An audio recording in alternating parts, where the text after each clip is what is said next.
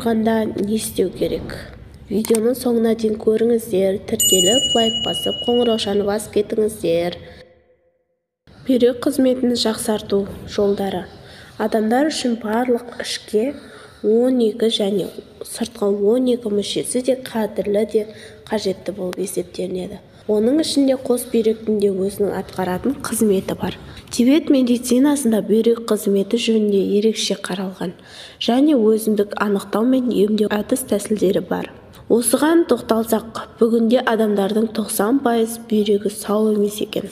Оған қоршаған ортадағы ауаның ластануынан және күтінбеу негізі себепкер болып отыр. Кейбір адамдар аузымыз сасып кетеді деп пияз жемейді.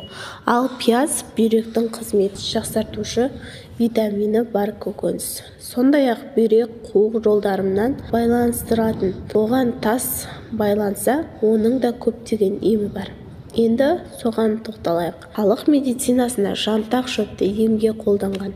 Ол шөлді, құмды, далалы аймақтарда көп өсетін түйе малының негізгі қорегі. Құрамында С витамині, каротин, эфир майлары, гликозид бар. Жантақ шөбінің іш жүргізетін, несеп айдайтын, тер шығаратын, өт жүргізетін және қабынуға қарсы әсер ететін қасиетімен ерекшеленеді. Дәрі жасау үшін жантақ шөбін жаз айларында, тамырын күзде жинайды. Өсімдіктің жапырақтары мен бұтақтарынан жасалған тұнбаны жөтел басатын дәрі ретінде және бүйрекке қуыққа тас байланғанда пайдаланса жақсы нәтиже береді. Дәріні дайындау және қолдану тәсілі.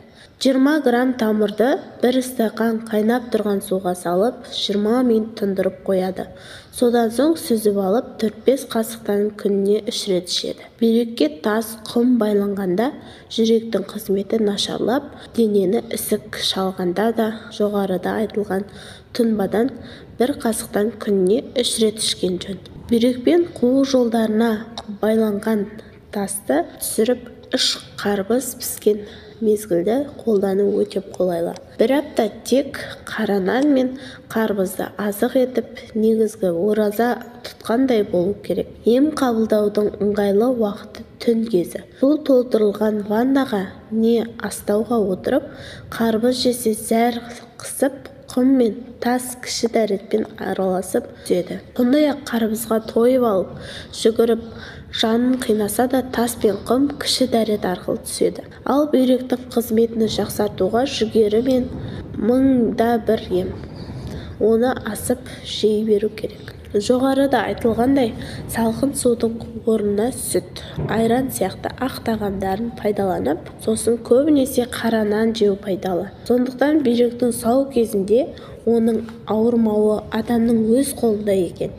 Егер жоғарыда айтқан кеңестерді орынды пайдаланса, көп жағдайларда желкеге түскен салмақтан көп адам арылған болар еді. Айтылған кеңестер маңызды және маңызсыз болу әрбір науқастың тікелей өзіне байланысты болады.